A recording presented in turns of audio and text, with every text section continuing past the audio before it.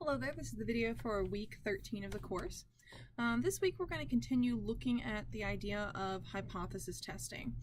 So last week you were introduced to what a hypothesis test is, and just to kind of recap, what a hypothesis test is a researcher has some question about a population or a parameter, and since the population is so big, they can't directly answer that question.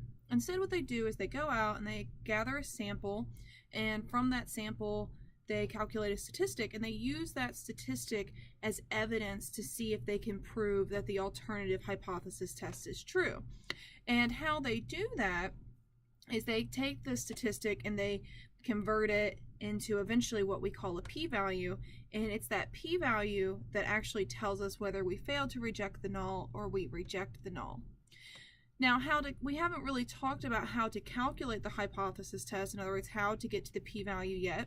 So this week you're going to see just a brief preview of how that's done, and then that's going to really be the primary focus of next week, is how to do these calculations for a hypothesis test.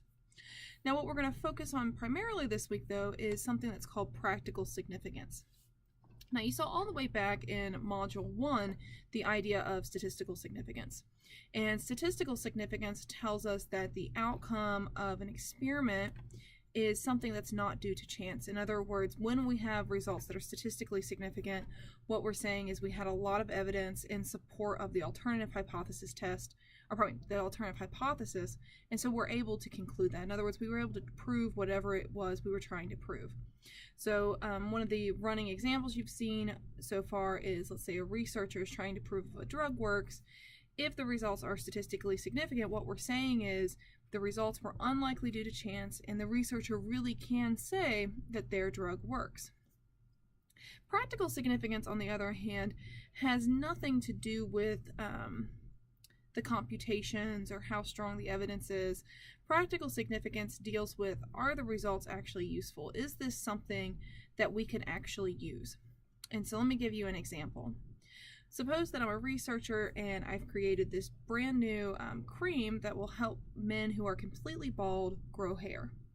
And so I go through and I perform an experiment, and after the experiment I'm able to show with statistical significance that my new drug does in fact help men grow hair.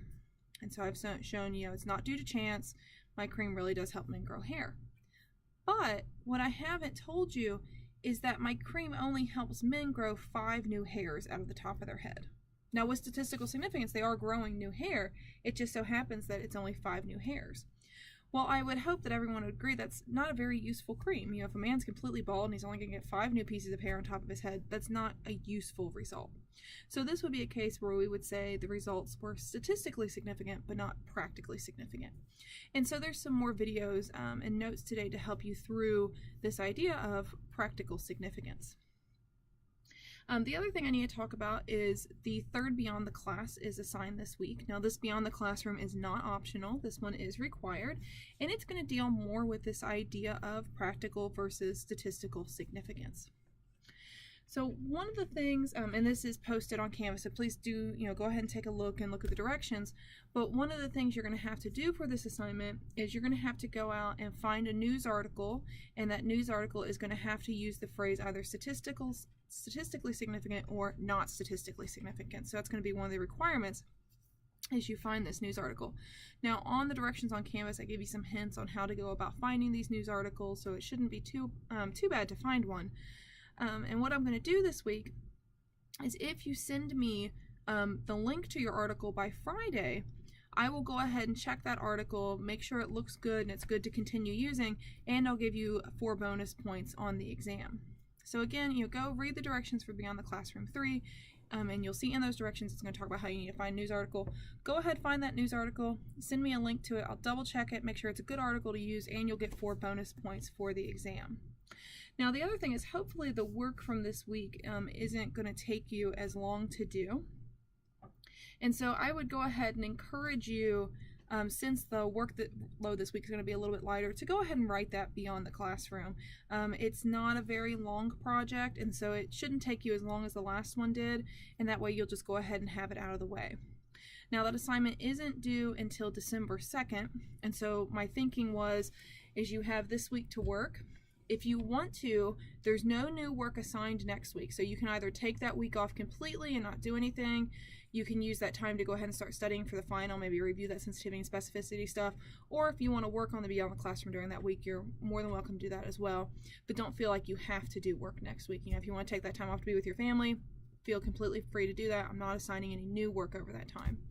And then we'll come back for a week, and at the end of that week is when the Beyond the Classroom 3 is going to be doing, so that's December 2nd. So like I said, I would really encourage you to go ahead and get Beyond the Classroom 3 done this week. That way you don't have to worry about it. I would not wait until that week that we come back after Thanksgiving to start the assignment. And the reason for that is we're going to have, you're going to be doing some new calculations that week.